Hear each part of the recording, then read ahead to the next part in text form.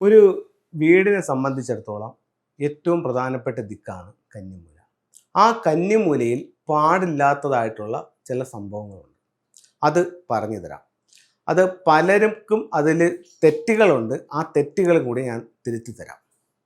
നമുക്കൊരു ജസ്റ്റ് ഒരു പ്ലാൻ എടുക്കാം. പ്ലാൻ വേണ്ട, ഒരു വീടിനെടുക്കാം. നമ്മുടെ ബേസിക് റൂൾ എന്ന് പറയുന്നത് സ്ക്വയർ അല്ലെങ്കിൽ റെക്ടാങ്കിൾ ഷേപ്പിലായിരിക്കണം വീട് എന്നുള്ളതാണ്.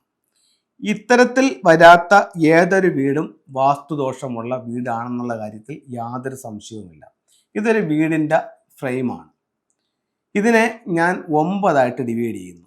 ഇത് ചിലപ്പം 500 സ്ക്വയർ ഫീറ്റുള്ള വീടായിരിക്കും, അല്ലെങ്കിൽ 5000 സ്ക്വയർ ഫീറ്റുള്ള വീടായിരിക്കും. എന്ത് തന്നെ ആയിക്കോട്ടെ, വലുതായാലും ചെറുതായാലും വീടിനെ ഞാൻ കറക്റ്റ് 9 ഡിവൈഡ് ചെയ്യുന്നു. ഇത് സൗത്ത്, ഇത് നോർത്ത്, ഇത് വെസ്റ്റ്, ഇത് ഈസ്റ്റ്, തെക്ക്, വടക്ക്, പടിഞ്ഞാറ്, കിഴക്ക്. തെക്കും പടിഞ്ഞാറും കൂടി ചേർന്ന തെക്ക് പടിഞ്ഞാറ്. അപ്പോൾ ഇവിടെ വരാവുന്ന ചില വിഷയങ്ങൾ, ഈ വീടിൻ്റെ ഫ്ലൈങ് സ്റ്റാർ കണക്കെടുത്തു, അതിൻ്റെ ഡിഗ്രി എടുത്തു. ഇതിൻ്റെ തെക്ക് പടിഞ്ഞാറ് എന്ന് പറയുന്ന 45 ഡിഗ്രി എവിടം മുതൽ എവിടം വരെ ഉണ്ടെന്നുള്ളത് കൃത്യമായിട്ടും നമ്മൾ കണ്ടുപിടിച്ച് വെച്ചിരിക്കണം. ഇത്രയും ഭാഗം കന്നിമൂലയാണ്. സാധാരണ ആൾക്കാർ പറയുന്നത് ഇതാണ് കന്നിമൂല എന്നാണ് പറയുന്നത്. സമ്മതിച്ചു, അത് കന്നിമൂല തന്നെ. പക്ഷെ അങ്ങനെയാണെങ്കിൽ ഇതേത് ഭാഗം എന്ന് ചോദിച്ചാൽ മറുപടിയില്ല, അതും കന്നിമൂലയാണ്.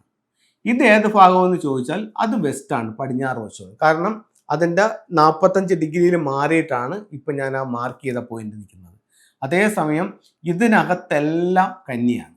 കന്നി എന്ന് പറയുന്നത് തെക്ക് പടിഞ്ഞാറിന് 45 ഡിഗ്രിയാണ്. ഇവിടെ നമ്മളൊരു ടോയ്ലറ്റ് പണിയുന്നു. ഇവിടെ ഈ ഭാഗത്ത് നമ്മളൊരു ടോയ്ലറ്റ് പണിയാണ്. ഇവിടെ ഒരു ടോയ്ലറ്റ് പണിഞ്ഞു കഴിഞ്ഞാൽ ഇത് നമുക്ക് ഒരു ഷവർ ഏരിയയും ഇത് ക്ലോസറ്റ് ഏരിയയും, അങ്ങനെ നമ്മൾ ടോയ്ലറ്റ് പണിയുന്നു. ഇത് എവിടെയാണ്? ഇത് കന്നിമൂലയിലാണ്. കന്നിമൂല ഇവിടെയല്ലേ? ഇവിടെയാണ്, പക്ഷേ ഇവിടെയും കന്നിമൂലയാണ്. അപ്പോൾ ഈ 45 ഡിഗ്രിക്കകത്ത് ആ ടോയ്ലറ്റ് ഉണ്ട്. ഇത് നമ്മളെ ബാധിക്കും. ഗൃഹനാഥനും ഗൃഹനാഥയും തങ്ങളിൽ അടിയാവും. ഗൃഹനാഥയ്ക്ക് ആരോഗ്യ സംബന്ധമായിട്ടുള്ള പ്രശ്നങ്ങളുണ്ടാവും. വീട്ടിൽ വിവാഹ തടസ്സം ഉണ്ടാവും. ഇതെല്ലാം ഇതുമൂലം ഉണ്ടാവും. അപ്പോൾ നമ്മൾ അറിഞ്ഞിരിക്കേണ്ട കാര്യം എന്ന് പറയുന്നത്, ഈ 45 ഡിഗ്രി എന്ന് പറയുന്നത് എവിടം മുതൽ എവിടം വരെ ഉണ്ടായിരിക്കണം എന്നുള്ളത് നമ്മൾ അറിഞ്ഞിരിക്കണം. അതിനകത്ത് പാടില്ല. അതിൻ്റെ തെക്കിലോ അതിൻ്റെ പടിഞ്ഞാറിലോ ആണെങ്കിൽ കുഴപ്പമില്ല. കന്നിയിൽ കയറാൻ പാടില്ല. എന്ത് കയറാൻ പാടില്ല? ടോയ്ലറ്റ് കയറാൻ പാടില്ല. ഇവിടെ ആണെങ്കിലോ ടോയ്ലറ്റ് ദോഷമുണ്ടോ? ദോഷമുണ്ട്, അതും കന്നിയാണ്. ഇത്രയും ഭാഗത്ത് അവരുടെ ബെഡ്റൂം ആക്കി എടുത്തു. ഓക്കെ, ഇത് ബെഡ്റൂം, ഫുള്ള് ബെഡ്റൂം. എന്നിട്ട് ഇതിൻ്റെ വെളിയിൽ ഇവിടെ അവരൊരു ടോയ്ലറ്റ് കൊടുത്തു. ഇതിനകത്തൊന്ന് കയറാണ്. ദോഷമുണ്ടോ? ഇല്ല. കാരണം കന്നിയിലല്ല ടോയ്ലറ്റ്. ആ ടോയ്ലറ്റ് വെസ്റ്റിലാണ്, 45 ഡിഗ്രിക്ക് അപ്പുറം പോയി. അങ്ങനെയാണെങ്കിൽ അത് കന്നിയിൽ ബാധിക്കില്ല. ക്ലിയർ ആയില്ലേ? അപ്പം ആ രീതിയിൽ പണിയണം, അല്ലെങ്കിൽ ഈ രീതിയിൽ പണിഞ്ഞാൽ കന്നിയിൽ ദോഷമാവും.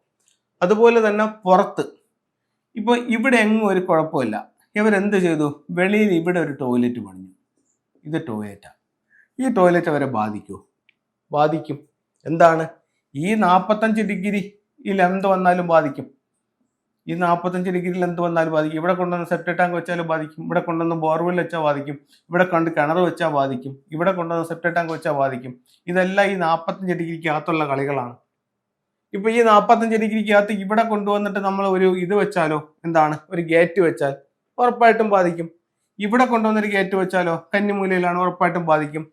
അപ്പോൾ ഈ പറയപ്പെടുന്ന 45 ഡിഗ്രിക്കകത്ത് നിങ്ങൾക്ക് സെപ്റ്റിക് ടാങ്ക് വന്നിട്ടുണ്ടോ, ബോർവെൽ വന്നിട്ടുണ്ടോ, കിണർ വന്നിട്ടുണ്ടോ, അതല്ല ടോയ്ലറ്റ് വാഷ്റൂം വന്നിട്ടുണ്ടോ എങ്കിൽ ഉറപ്പായിട്ട് നിങ്ങളെ ബാധിക്കും. അപ്പോൾ ആ 45 ഡിഗ്രിയാണ് എവിടം മുതൽ എവിടം വരെ ഉണ്ടെന്നുള്ളത് നിങ്ങൾ ആദ്യം മനസ്സിലാക്കേണ്ടത്. അതിനകത്ത് ഇത് എന്തെങ്കിലും വന്നിട്ടുണ്ടോ എന്നുള്ളതാണ് മനസ്സിലാക്കേണ്ടത്.